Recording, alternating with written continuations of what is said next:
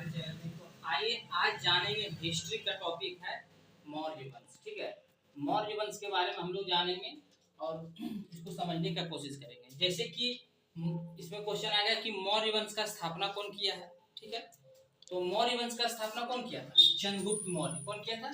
चंद्रगुप्त मौर्य। ठीक है, इसको स्थापना करने के लिए प्रेरित कौन किया था? तो घनानंद। घनानंद को हराने के लिए कौन किया था? चाणक्य जो था, चाणक्य ही इसको बढ़ाया आगे ताकि घनानंद को हरा सके। ठीक है, घनानंद को नंद वंश का शासक था, उसको हराने के लिए चाणक्य ने चंद्रगुप्त मौर्य को आगे बढ़ाया। ठीक है, अब बाद में जाके चंद्रगुप्त मौर्य का प्रधानमंत्री कौन बना? यही चाणक्य।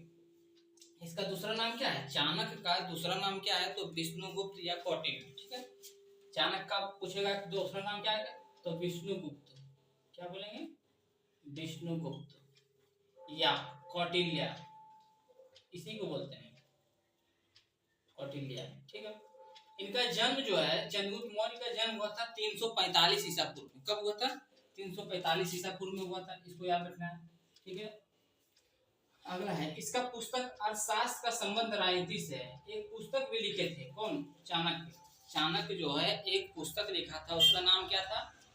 अर्थशास्त्र। तो अर्थशास्त्र का मतलब ये नहीं समझिए कि इकोनॉमिक्स के बारे में है। अर्थशास्त्र का मतलब ये नहीं समझना कि इकोनॉमिक्स के बारे में। ये किससे है? तो ये राजनीति से रिलेटेड है। ठीक है, किससे रिलेटेड है? राजनीति से रिलेटेड है। ठीक है, हाँ, इसका मतलब ये हुआ। अगला है कि चंद्रगुप्त मौर्य जो है मगध की गद्दी पर कब बैठा था? तो 322 ईसा पूर्व में। इसको याद रखना है, 322 ईसा पूर्व। ठीक है, नेक्स्ट है चंद्रगुप्त मौर्य अपना अंतिम समय कहाँ बिताया था? मतलब लास्ट टाइम बोलेगा, या फिर बोल सकते हैं इसका मृत्यु भी वहीं हुआ था। ठीक है, तो वो था श्रवणबेलगोला। ये कहाँ पड़ता है? ये कर्नाटक में पड़ता है। श्रवणबेलगोला कहाँ पड़ता है? कर्नाटक। लास्ट समय में ना वहीं पे बिताए थे। कौन? चंद्रगुप्त मौर्य। अगला है चंद्रगुप्त मौर्य 305 ईस्वी में सेल्यूकस निकोटर को हराया। ठीक है, ये राजदूत था, इसको हराया था 305 ईस्वी में। बाद में इसी की बेटी का शादी किससे हुआ? चंद्रगुप्त मौर्य से। ठीक है, जब चंद्रगुप्त मौर्य सेल्यूकस निकोटर को हराया था, उसके बाद सेल्यूकस निकोटर क्या किया? इसके साथ अपनी बेटी की शादी कर दी। इसको समझ गया कि राजा बड़ा वीर है, इसलिए इसकी शादी करवा दी बेटी से। बेटी का नाम था कार्नेलिया। ठीक है, इसका बेटी का नाम क्या था? सेल्यूकस निकेटर की बेटी का नाम था कार्नेलिया। ठीक है, जिससे चंद्रगुप्त मौर्य की शादी हुई। ठीक है, अब बोलेंगे चंद्रगुप्त लास्ट है चंद्रगुप्त मौर्य की मृत्यु तो 298 ईसा पूर्व में। ठीक है, कब हुआ था? 298 ईसा पूर्व में। लास्ट कहाँ हुआ था? श्रवणबेलगोला। श्रवणबेलगोला कहाँ पड़ता है? तो ये पड़ता है कर्नाटक में।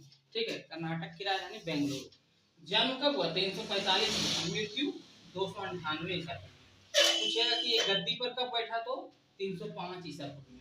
इस टाइप से आपका जो मेन पॉइंट था मौर्य साम्राज्य का, वो मैंने आपको करवाने की कोशिश किया और इसको ध्यान से रखना। ठीक है, सभी एग्जाम में पूछा था ऐसे एक ना एक क्वेश्चन कंफर्म एक आएगा। ठीक है, फर्स्ट याद रखना है इनका जन्म। ठीक है, दूसरा याद रखना है कि ये चाणक्य के बारे में। इसमें एक क्वेश्चन कंफर्म है विष्णुगुप्त या कौटिल्य। इसका नाम कुछ डायरेक्ट पूछेगा कि चाणक्य का दूसरा नाम क्या है? तो विष्णुगुप्त या कौटिल्य। पुस्तक के बारे में पूछेगा कि अर्थशास्त्र जो पुस्तक है ये किस लिए, कौन से सब्जेक्ट के बारे में है, कौन से विषय पर बना मतलब लिखा गया है? तो अर्थशास्त्र देख के इन्हें इकोनॉमिक्स मार देना है। ठीक है, तो ये राजनीति से रिलेटेड था। ठीक है, यही दोनों युद्ध के बारे में चर्चा हुआ, चाणक्य क्या बोलते हैं, घनानंद और चंद्रगुप्त मौर्य। इसी के बारे में उसका राज कैसे चला उसके बारे में पुस्तक में लिखा गया। ठीक है, अब पूछेगा चंद्रगुप्त मौर्य की गद्दी जो है, गद्दी पर कब बैठा? तो 322 ईसा पूर्व में।